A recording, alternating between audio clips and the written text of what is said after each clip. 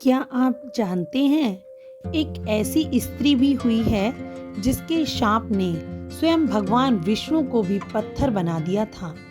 हाँ, ये कहानी है प्रेम की, भक्ति की और एक ऐसे धोखे की जिसने इतिहास बदल दिया। बहुत समय पहले एक अत्यंत पवित्र और प्रतिव्रता स्त्री थी, तुलसी। उनकी भक्ति इतनी गहरी थी कि देवता भी उनका सम्मान करते थे। तुलसी का जीवन सरल था, शांत था और पूरी तरह अपने पति को समर्पित था। अब आती है जालंधर की परिचय की बात। जालंधर एक शक्तिशाली असुर था, लेकिन उसकी असली शक्ति उसकी तलवार या सेना नहीं थी। उसकी शक्ति थी तुलसी की प्रतिव्रता। जब तक तुलसी का सतीत्व अटूट था, तब तक जालंधर को कोई नहीं हरा सकता था। धीरे धीरे जालंधर का आतंक बढ़ रहा था। उसका अहंकार बढ़ने लगा।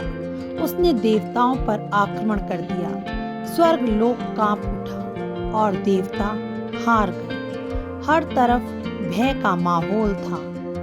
अब सभी देवता अपनी पुकार करते हुए भगवान विष्णु के पास पहुंचे। भगवान विष्णु ने उनकी विनती सुनी कि प्रभु, अब केवल आप ही हमारी रक्षा कर सकते हैं। भगवान विष्णु सब समझ गए। उन्होंने देखा, जब तक तुलसी का प्रतिव्रत है, तब तक जालंधर को अजय रहेगा। एक निर्दोष पवित्र स्त्री के साथ छल करना, क्या यह सही था? यह दुविधा थी।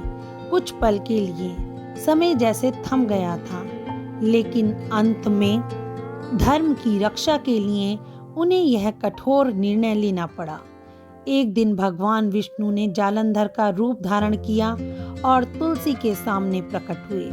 तुलसी ने उन्हें अपने पति के रूप में देखा। उनका मन शांत हो गया। उन्हें कोई संदेह नहीं हुआ और उसी क्षण उनका प्रतिव्रत भंग हो गया। सामने युद्ध था। उसी समय युद्ध भूमि में देवताओं ने जालंधर पर आक्रमण किया। अब उनकी शक्ति खत्म हो चुकी थी और अनंततः जालंधर का वध हो गया, क्योंकि जालंधर की सबसे बड़ी शक्ति थी तुलसी और उसका प्रतिव्रत। वो नष्ट होने से जालंधर का भी अंत संभव हो गया था। कुछ समय बाद तुलसी को जब इस सच्चाई का पता चला कि उनके साथ छल हुआ है और वो भी स्वयं भगवान विष्णु द्वारा, उनकी आंखों से आंसू बहने लगे। उनका विश्वास टूट चुका था। क्रोध और दुख से भरी तुलसी ने कहा, प्रभु, आपने मेरे विश्वास को तोड़ा है।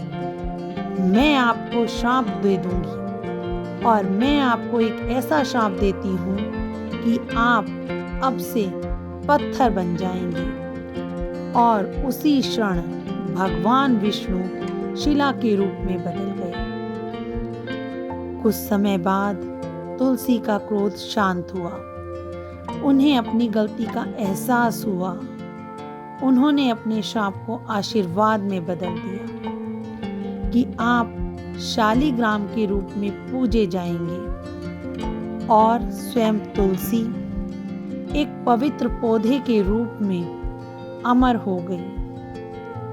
तभी से परंपरा चली आ रही है कि तुलसी और शालिग्राम का विवाह किया जाता है और यह परंपरा आज भी जीवित है। कभी कभी धर्म की रक्षा करने के लिए लिया गया निर्णय किसी के दिल को तोड़ देता है। कहा जाता है, जहाँ तुलसी होती है वहाँ भगवान का वास होता है। हर एक पत्ता भक्ति, प्रेम और त्याग की कहानी सुनाता है और शालिग्राम हमें याद दिलाते हैं कि धर्म के लिए लिया गया हर निर्णय आसान नहीं होता। ये सिर्फ एक कथा नहीं, ये सिखाती है कि सच्चा प्रेम कभी खत्म नहीं होता। वो रूप बदल लेता है पर हमेशा जीवित रहता है।